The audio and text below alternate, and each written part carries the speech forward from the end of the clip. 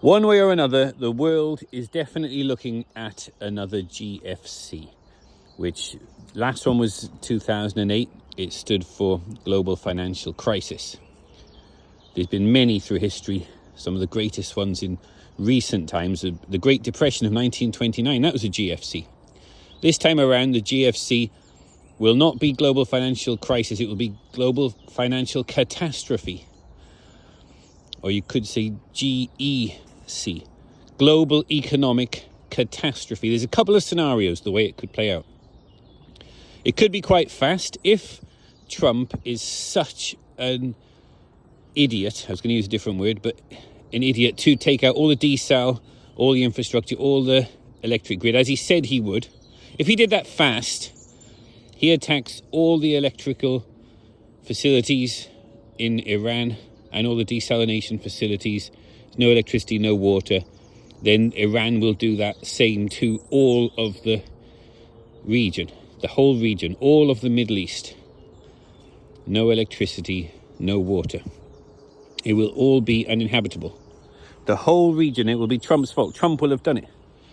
If Trump does it to Iran, Iran will do it to all the nations around them. The whole of the Middle East will be uninhabitable. Very soon there will be millions dead. That's not to be taken lightly. There will be millions dead and tens of millions, if not 100 million, refugees. Those who cannot leave the area for whatever reason, or not able to, or just didn't get to leave the area, will die with no water. And those who can, but there'll be such a massive refugee crisis. Tens of millions, actually it's in the 100 millions. All the countries surrounding Iran will all try to evacuate. They'll all try to get to Turkey and Greece, and they'll try and get up into Europe and other places. Maybe the East, might go to Asia, and they might try and go to Africa, but Africa will struggle to cope with so many refugees.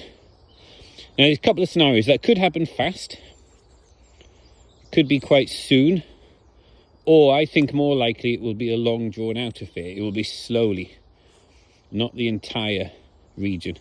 It will just be some areas will have their power grid taken out, and then the desalination infrastructure taken out. And this area, all around the Middle East, not far from the equator, we're coming up to the hottest time of the year now. It is uninhabitable. Without water, without desalination, it is uninhabitable. Without electricity, you cannot live without air conditioning. We're talking 40, 50 degrees. It will be enough to kill humans. And you absolutely need air conditioning. They shouldn't have built such a lot of infrastructure in an area where it relies on electricity. So one way or another, it could be quick, relatively quick, or it could be long and slow, drawn out. I think it will be long and slow. It'll be drawn out 18 months or even a couple of years. And that will happen. The whole region will be uninhabitable.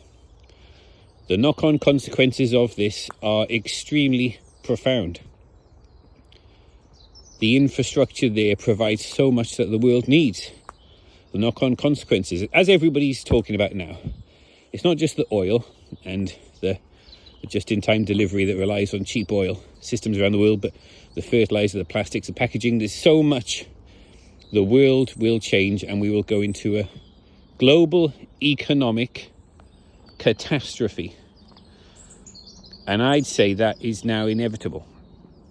It's only a question of, is it going to be quite quick in a matter of months, or is it going to be quite long in a matter of years? I think it will be a matter of years, but it will happen. Global economic catastrophe. If you know this now, if you agree with me that I could be partly right, or even if you think I am right about this, what actions should you take now? You know that the banking system will collapse, the stock market will collapse, property will collapse, residential and commercial, it will absolutely collapse. The currencies themselves will collapse. The dollar itself will collapse. All those dollars are going to come rushing back to America when the petrodollar has ended. There's going to be hyperinflation in America. All those dollars that used to be used for buying and selling oil will just come flooding back to America. It's going to be hyperinflation, and that will be the biggest human event in recent human history. I'm going through a place now where I keep pigeons, and this is I talked about problems. Now I want to talk about solutions. I'm going to talk about solutions now. So around here is a natural formation. It's an old bridge, and up there, as you can see flying there, there's lots of, it's a perfect place where for pigeons. There's about 12 nests, or might be 15 nests up there now. No predators can get there. Me and my daughter come here with a ladder. We set the ladder up, and you can get 20 eggs every time, or 30 eggs. Nice, fresh, organic pigeon eggs. These are wood pigeons. This bridge is in the middle of a big forest, and they just eat grubs and their natural food source. Nobody else can get there. It's a nice place. I just set the ladder up there, pick out eggs and squabs. A squab is a 2-week-old bird. Anything less than 2 weeks, I leave it there to grow a bit longer. After about 2 to 3 weeks, it might take its first flight. But until that time, it's sitting there relying on its mother to bring back grubs and things for it to eat. But when we set the ladder up, it makes a lot of noise, as happened then. Making all of the adult birds who can fly, they fly away, leaving only the eggs and squabs. We fill up, we've got these little egg boxes, there's quail egg boxes, because the same size eggs as quail eggs. We fill up 20, 30 eggs, however many are there, and 2 or 3 squabs. You just grab it. Just grab it quickly, break its neck, put it in the bag, straight away. 2 or 3 squabs. Squab meat is far better. It's more tasty, tender than the adult birds. But adult birds are still delicious. The French restaurants, like 2 or 3 Michelin star restaurants, they charge a lot of money. It used to be when I took my wife to Paris, a couple of days, we had a romantic weekend in Paris, and I paid £150 for pigeon with the most amazing sauce. It was delicious, high quality, very good quality food. Now it's £300 now, or €300 to go to one of these 3 Michelin star restaurants. Pigeon. And this is what I'm trying to learn to replicate. I'm not a gourmet chef, but I'm trying to do really delicious pigeon with squab.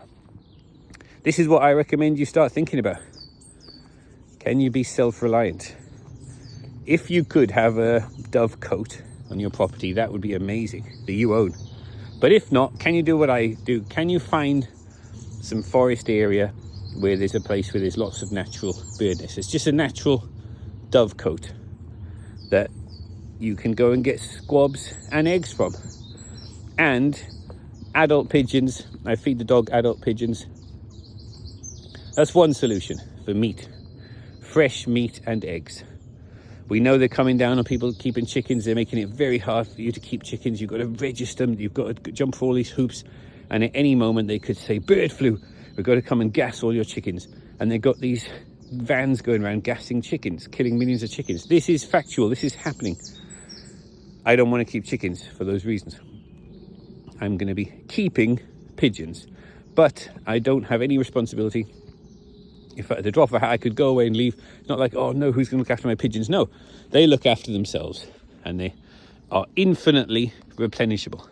I've been working in pest control for a long time. I've done all kinds of pigeon jobs in all kinds of areas, and I know I've had train stations and all these other places, different businesses and hotels, where they've had a problem with pigeons getting to an area where they shouldn't be, and they ask us, the pest controllers, to come and net it all off.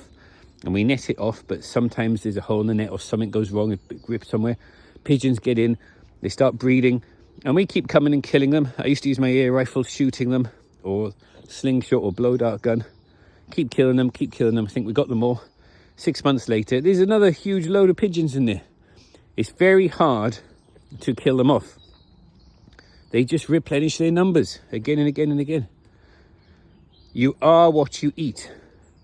Do you want to eat something that is hard to keep alive and dies off easily? Or do you want to eat something that's hard to kill and can be a very resilient? I eat pigeon and eggs, doves. Dove and pigeon is the same bird, just different. It's different, lots of different kinds of pigeons and doves. That's one solution. I go hunting for squirrels and rabbits. Blow dart gun is my weapon of choice, but also the slingshot. And there are others. If you want an air rifle, you can do air pistol or set traps. Now I set a lot of traps. The simple snap trap is fine. Not the cheap little ones, not very powerful. You want the professional. I mean, I use them in my work here. I'm a pest controller. But a simple snap trap, tie it onto something so it doesn't get away. Set it with the right kind of bait in the right kind of area. That's the skill. You can catch squirrels, all kinds of small game. And these are good dog food. Now, if your dog's not used to it, my dog has been brought up ever since she was a pup. She was very young. I brought her up eating wild game. But your dog might not be used to it. You chuck them a squirrel or a pigeon. They know, I'm not going to touch that. So just chop it up. Chop it all up into nice little chunks and feed it to the dog. It's only the last, 50, 60 years, there's been an industry for dog food. All through history, dogs just ate the scraps, really, or just ate what they could catch, or little small animals and things. It's only recently that dogs have been given dog food that's made ultra processed. I don't think that's good for the dog. You're much better off and I think with this big economic catastrophe that the world is facing, even though it's going to be a long drawn out affair, it'll be slow. Every month it'll just be getting worse and worse. Soon people can't afford dog food. Soon it will be a real struggle to feed your pets. And you'll be looking at, whoa, how much are we spending on our dogs? And I think if you could be self-reliant, catching small game, just chop it all up, give it to the dog. This will be a real advantage. If you could be self-reliant when it comes to providing organic, unvaccinated meat for your family, all my pigeons and squirrels and eggs, squabs, rabbits in the wild, this is unvaccinated meat. It's very difficult these days to get unvaccinated meat. The only real way to get unvaccinated meat is from a hunter, a trapper like me. There's very rarely any meat you can buy that has not been vaccinated, one way or another. Antibiotics, vaccines, growth hormones, horrible chemicals, all kinds of chemicals. You want to eat wild. Now I'm going to be talking about the metals, because I keep saying buy food, buy metals. You can't eat silver and copper, but you can buy food with them when the fiat currencies die. The dollar, pounds, yen, they've all gone. Euros, they have just collapsed, no faith in them. Well, you can buy food with copper and silver. Why not gold? Don't buy gold.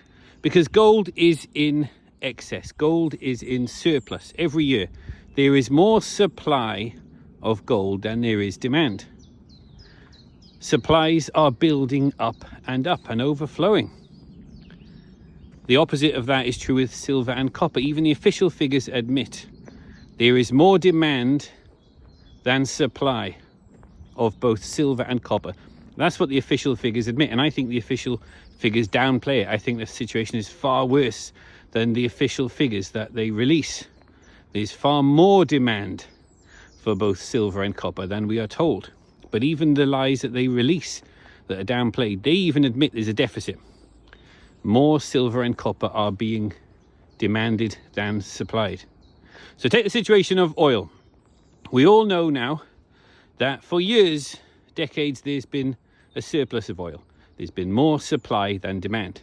They were able to build up excess reserves, huge quantities of excess reserves, because supply was more than demand for oil. Now, as everybody knows, the crisis in the Middle East is roughly 20-25% of oil supply has been cut off. And some people say it's the most important 25% of oil supply is no longer going to supply the market for an unknown number of times. Some people say it could be almost indefinitely, or a very, very long time before all that infrastructure can be rebuilt and come back online. So 25% of supply has stopped. There is now more demand for oil than there is supply worldwide. They are slowly feeding in to the market these excess reserves that they have built up, which is sort of calming the situation down a little bit. But we know they are going to run out. When they've run out, there will be a very serious deficit of more demand for oil than there is supply. There's going to be bidding wars. The price is going to go very, very high. And some people are going to go without if they can't afford it. Some countries just can't afford it. It's going to have huge knock-on consequences. So that's the situation of oil. Imagine compare gold to oil. Gold. At the moment, there's way more supply than there is demand. What if there was some new technology, or for some reason there was some new demand for gold? And it has to be gold. It can't be silver or copper or palladium, platinum, rhodium. It has to be gold. I don't think this is going to happen. But if there was some huge demand for gold, and now demand has suddenly gone more than supply. It's in a depth like silver and copper are at the moment. Well, it's no problem with gold because there's such huge, massive reserves, just like they're feeding in the oil reserves into the market now. If there was more demand for gold than supply, there's such massive quantities of gold that could feed demand before they get anywhere near the extreme shortages. Silver and copper, that is not true. It was true, there was large strategic reserves of both silver and copper around the world, but supply is not enough to keep up with demand. All those strategic reserves of silver and copper are pretty much drained now completely. We can look at the official figures for the COMEX in New York, Commodities Futures Exchange, the London Bullion Market Association in London, that's for the Europe, and the Shanghai Futures Gold Exchange. The silver quantities that are reported have gone right down. They're declining rapidly because demand for silver is more than supply. What happens when they all run out and all strategic reserves, all stockpiles, all the available supply of silver that has been feeding the deficit? Where's the silver going to come from? Where's it going to come from when they've all gone? And demand for silver and copper are both increasing as technology advances. Aerospace, solar, EVs. This crisis in the Middle East has made a lot of car manufacturers have emergency meetings. Let's reduce the number of petrol and diesel cars we are making and increase the number of EVs, both hybrids and EVs, pure EVs. Well, that uses a lot of silver and copper in the production, the batteries, the EVs. Where is the silver going to come from? Well, there's going to be bidding wars, just like oil. When demand is greater than supply, the price has to go up. Of course, at the moment, all markets are manipulated, like severely manipulated. Well, when there's bidding wars, that forces the manipulation to end. And that is slowly happening with silver. You've got this one price that the Americans set, which is like $70-something per ounce for silver.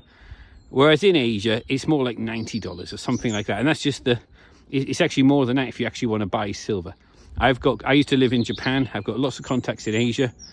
And in Japan now, they will pay a hell of a lot more than spot price for us. If you want to go and sell some silver, I've got this bar of silver I'd like to sell. What will you give me for it? And try a few different of the bullion dealerships. They will be biting your hand off. They will try everything they can to persuade you to sell it to them.